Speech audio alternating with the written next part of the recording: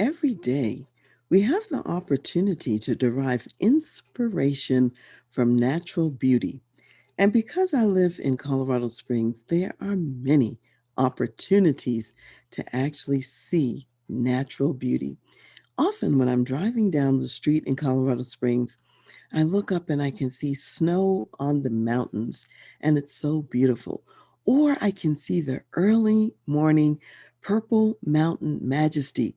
And for those of you who don't know, the song America the Beautiful was written right here in Colorado Springs from the top of our tallest mountain in the town, which is Pikes Peak, which is more than 14,000 feet above sea level. So when I see this beautiful purple mountain majesty, which really is a real phenomenon, especially early in the morning, you can see it. Also in Colorado, I've lived in other places where you can see rainbows. However, here you see lots of rainbows in the summer, and frequently there are double rainbows, a double arch across the sky. And in a lot of places where I've lived, you only see a piece of the rainbow. Here you can see where it starts from one end of the earth, arches all the way over, and lands on the other side. It is just so phenomenal to see that.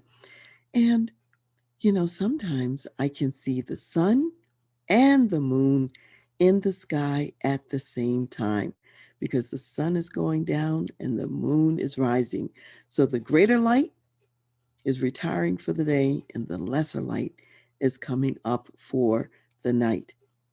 I love seeing this, and I love seeing when the moon is that size, when it's gigantic and huge and sitting right at the top of the horizon. Very, very beautiful here in Colorado Springs. Or if sometimes just driving down the street and it's been snowing, especially a nice spring snow, and the snow is on the evergreen trees. Oh, that is just a phenomenal sight. And I say spring because I don't like really driving in the snow when it's dangerous. However, frequently in the spring snows, the driving surface is clear, it's fine. The snow is just on all the trees and the grasses and the bushes and so on. And it can be so breathtaking. Sometimes, as I'm rounding a corner and Pikes Peak emerges and I see it, or if I see the snow on the trees, I almost just have to stop. And in the moment, I just have to tell God, thank you for the beauty which you've provided today. Thank you for the beautiful place where I live. Now, my husband, Greg, is an amateur photographer, and he loves to take photographs of God painting the sky. And the sky is not always the same, it's very dynamic. So sometimes those photographs will show a pink and blue sky, and it looks like a watercolor painting. It's so gorgeous. Other times the sky is yellow and it's orange. And other times you'll see white, billowy clouds, and sometimes there'll be those dark gray, more foreboding kinds of clouds in the sky. And one of his favorite things to do is to take pictures of the moon in all different stages and phases. And those moon pictures are very beautiful as well. And often when I'm running around busy and I'm about to go to my next meeting or appointment, he'll stop me and he'll say, let me show you these pictures, and it will be an inspiration for your day. And sometimes I don't want to stop. However, I'll tell you this, I'm always thankful when I do, because whatever he shows me, it is an inspiration for my day.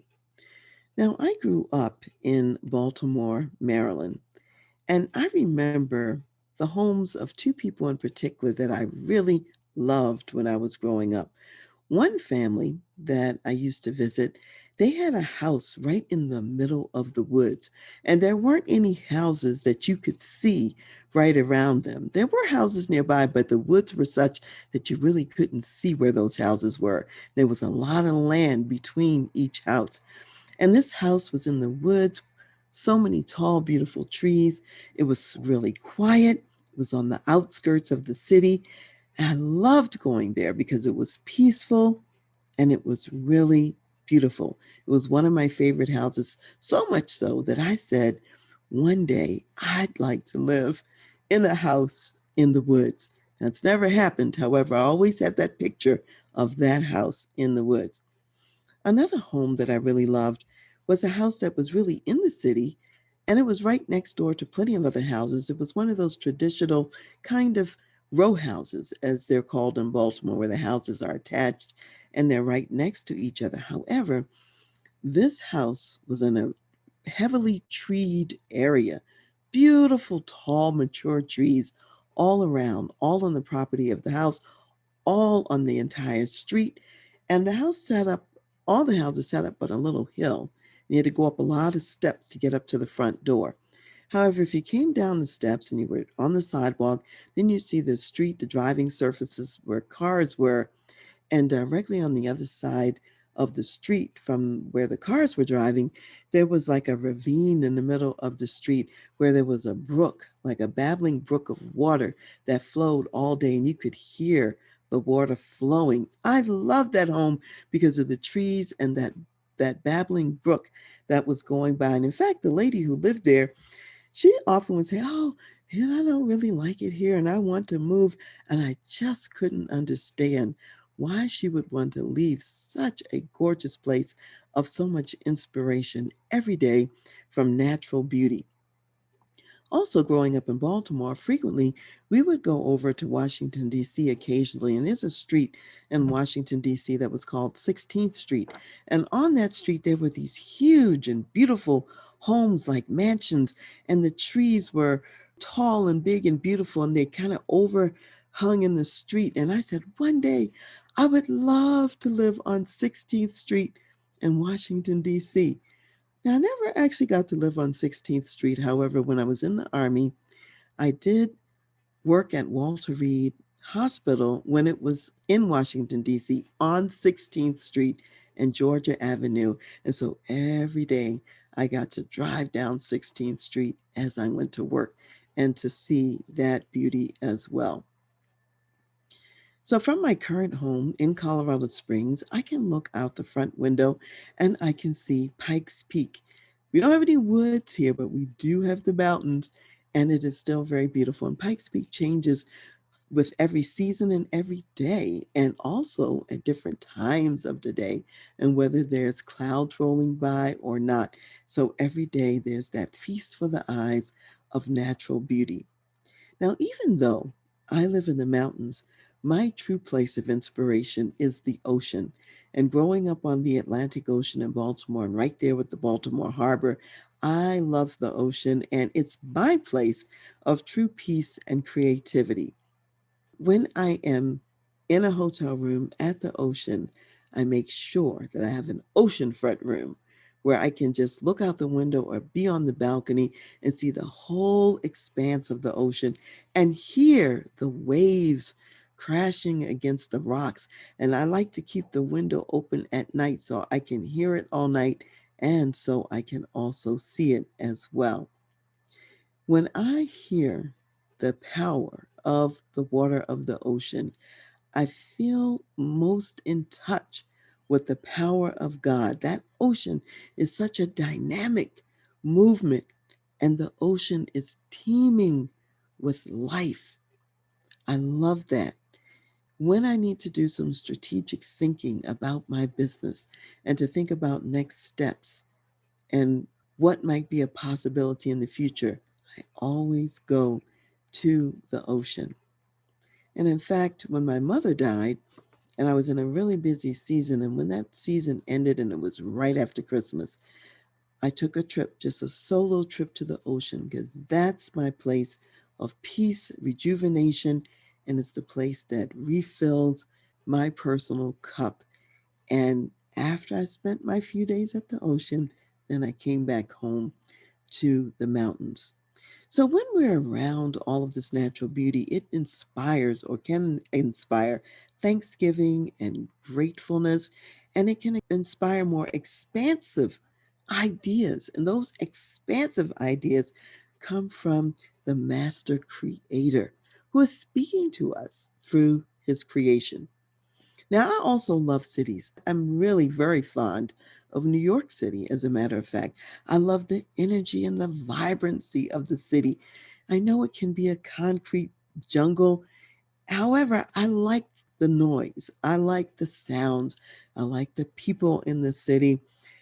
And yet at the same time, it's challenging sometimes. I'm walking down the streets with all those big buildings, and the light is obscured. So it can be darker earlier in New York City just because the buildings are so tall and they're blocking out the sun. That's very different from when I lived in Kansas, where there were beautiful, beautiful sunsets every day, and you could see the sky. There was no encumbrance, no barrier, no impediment. Not even the mountains were an impediment there. You could see the whole horizon, or sometimes in Hawaii, beautiful sunrises as well, for the same reason, because there's no impediment. So even if you live in a city, a big city like New York, you have to make time sometimes to get out of the city to see the natural beauty, or in the city to go to Central Park or some other place where you'll see some trees, where you'll see some grass, and you'll see nature and what God has created. And so today, the reason why I'm mentioning this, as a business person, not only do you need the peace, the rejuvenation, and the refilling of the cup, it helps to refresh your mind for the innovation and creativity that's necessary to think of the responses, solutions, and answers to the challenges in your business and in your life. So remember to take time to be in God's beautiful nature. And I want to end today by reading the verses from Psalm, the 19th chapter. And it says, starting with verse 1, the heavens declare the glory of God, and the firmament shows his handiwork. Day unto day utters speech, and night unto night reveals knowledge. There is no speech nor language where their voice is not heard. Their line has gone out through all the earth, and their words to the end of the world. In them he has set a tabernacle for the sun, which is like a bridegroom coming out of his chamber, and rejoices like a strong man to run its race. Its rising is from one end of heaven, and its circuit to the other end, and there is nothing hidden from its heat. So listen closely to the voice of God's creation and what he may be saying to you through all that he has created.